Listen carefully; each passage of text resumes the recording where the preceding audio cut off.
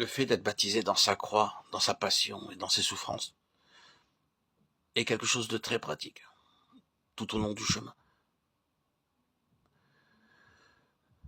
Quel que soit le moment où ces problèmes sont entourés, clairement définis et deviennent les points sur lesquels toute autre chose est suspendue et sont traités devant le Seigneur sur cette base,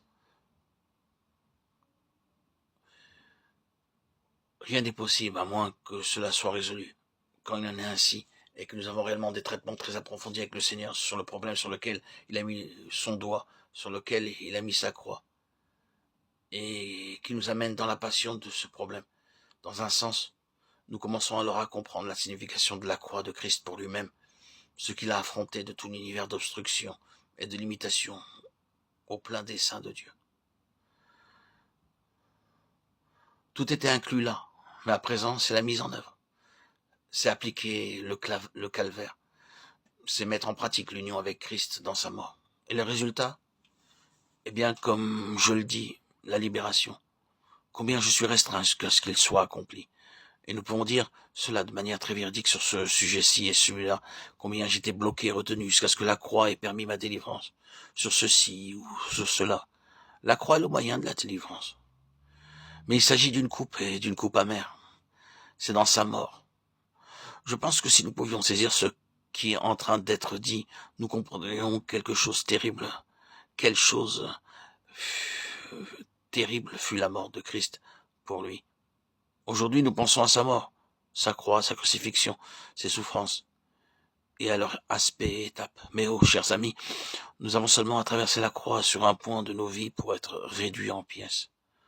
Un point, notre orgueil. Ce n'est juste un aspect, quelque chose dans notre vie qui n'est pas à la croix, qui n'est pas réellement crucifié. L'épreuve de cette chose est suffisante pour tout simplement nous dévaster.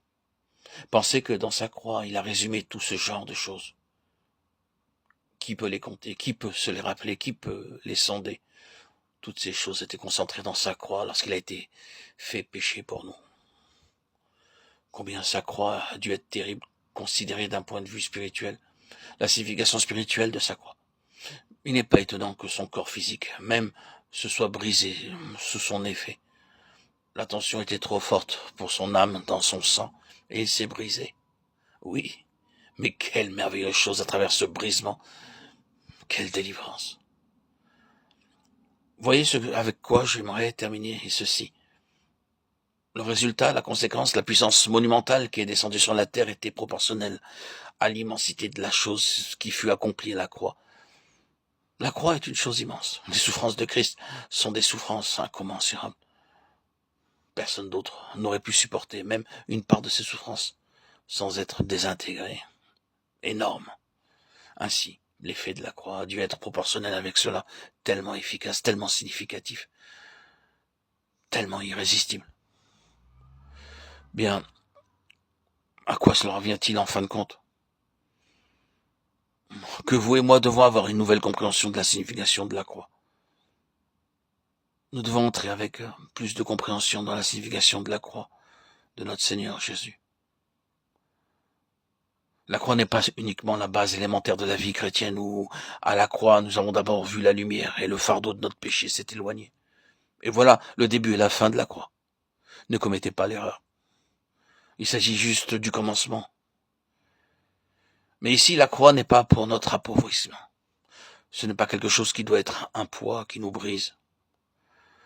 La croix du Seigneur Jésus est destinée à être le moyen de notre libération, de notre développement, de notre évasion. Je suis venu jeter un feu, nous dit le Seigneur. C'est le but incidemment par rapport au but, la passion. Mais il s'agit uniquement d'un moyen, ce n'est pas la finalité. La finalité est le but achevé. Mais c'est constamment à travers la croix, toujours sur le terrain de la croix. L'élargissement, l'expansion, la croissance en puissance, en efficacité et toutes ces choses. La croix a apporté dans nos vies ces réalités très concrètes. Si le Seigneur nous conduit à travers un temps difficile et que vous ressentez que tout se brise, se détruit, se vide, croyez vraiment que si le vendredi saint dit une seule chose, si le calvaire dit une seule chose, Cela dit ceci, que cette souffrance, que cette mauvaise période, dans le plein dessein de Dieu, vise directement la délivrance et le développement, croyez-le. Vous pouvez le contrecarrer, vous pouvez entraver le dessein de Dieu, mais c'est son but. Et c'est ce qu'il entend par là. Il ne s'agit pas de restreindre, de limiter, d'écraser. C'est la libération qui est en vue. C'est l'élargissement. Combien je suis restreint jusqu'à ce qu'il soit accompli. Nous pouvons tous dire à propos de cette chose et de cette autre-là, combien je suis restreint jusqu'à ce qu'elle soit achevée. Quand cette chose sera achevée, cette nouvelle application de la signification de la croix, alors je serai élargi, je serai libre. Il y aura quelque chose de plus du Seigneur dans la vie et le service. Il y aura plus de feu